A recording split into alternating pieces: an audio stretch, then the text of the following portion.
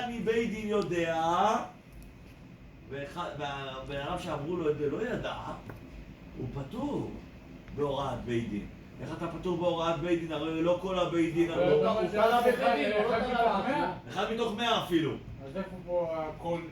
אין בעיה, זה שההלכה כמותו זה בסדר. בגלל שהוא תלה בבית דין? השאלה, בגלל שהוא תלה בבית דין הוא פטור, אבל אמרנו שלא אינו פטור עד שכל העדה ישגו.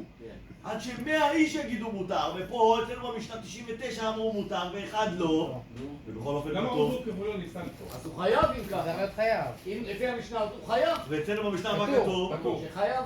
שחייב רק אם הוא שמע, רק אם הוא אבל אם הוא לא שמע, אבל לפי זה למה הוא חייב. לפי למה זה הוא הוא חייב כי אתה אומר כל 100.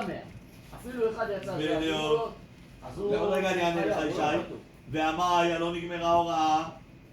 אז אם לא נגמרה ההוראה, צריך להיות פטור. אחא במאי עסקינן, כאילו שעסקינן הוא אחד מעין בראשו. אומרת הגמרא